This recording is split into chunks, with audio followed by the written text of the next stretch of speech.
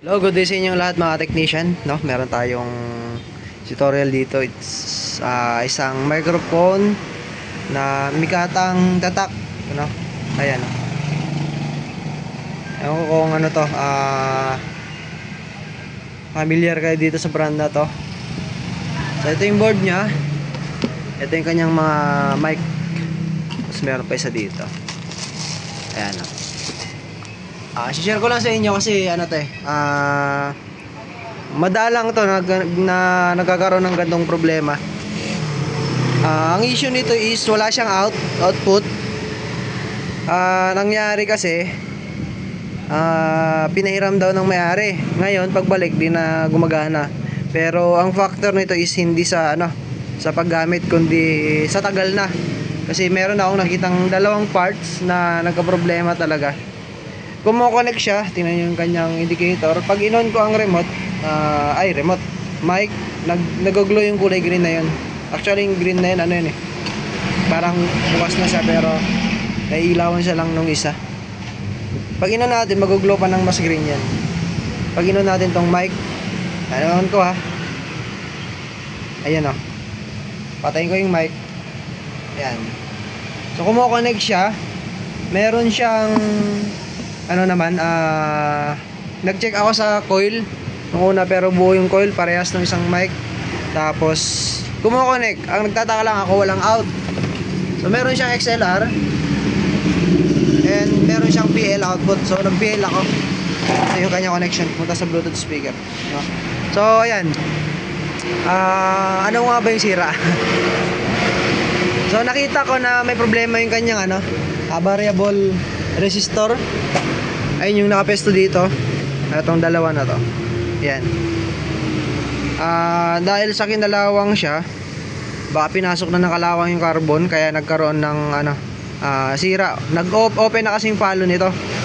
Pag tinetester kasi natin to, dapat mapalo ng mga around below 1K or saktong 1K. Depende sa kasi napipihit to. Pinipihit kasi itong trimmer na to. So familiar naman tayo dito sa variable resistor na to, no? So ang value nito is 1K, no? Nakalagay 1K siya. Since na wala akong pyesa na ganito, ang ni-replace ko is 1K na resistor. Ayan, yan, 1K. Tapos 1K din na resistor, no? Linisin natin mamaya. So nagka-problema yun dahil sa kalawang, may kalawang na siya. Then yan, testing natin mga technician. At ito yung naging resulta. Testing natin. Hello, sound check. Wait lang, walang volume. Pero nag-loose. Naka-on ba? Ay, di pala naka-on. Hello, sound check, sound. Hello. At kung mapapansin nyo yung kanyang indicator, nag-glow yung kulay green niya. Ay, red. Kasi meron na siyang output. Ayan, hello. Sound check, sound. Mic, hello. Ayan. So, testing natin yung isang mic. Wait lang wala tayong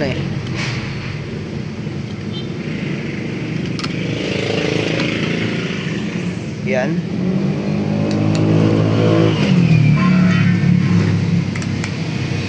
Para malaman natin kung gumagana ba talaga ng dalawa. Ayan, kumakonect na siya. Sound check. Ayun, di ba? Good. Sound check. So, ayun lang mga technician, gano'n lang gagawin natin, no? Pero pag meron tayong available na variable resistor na yun, palitan natin to. Pero sa case ko kasi wala akong stock na ganun. So naglagay na lang ako ng 1K resistor. Actually yung kabilang paa niyan walang connection yan. Kahit tignan mo sa ilalim, wala. Sa ganitong design ewan ko sa ibang design, no? But ito kasi, ito lang mayroong linya papunta sa iba't ibang parts, no? Iba't ibang parts ng kanyang system ng kanyang board. Ayan, yun. So salamat sa inyong panonood mga technicians. Sana may natutunan ka sa video na to.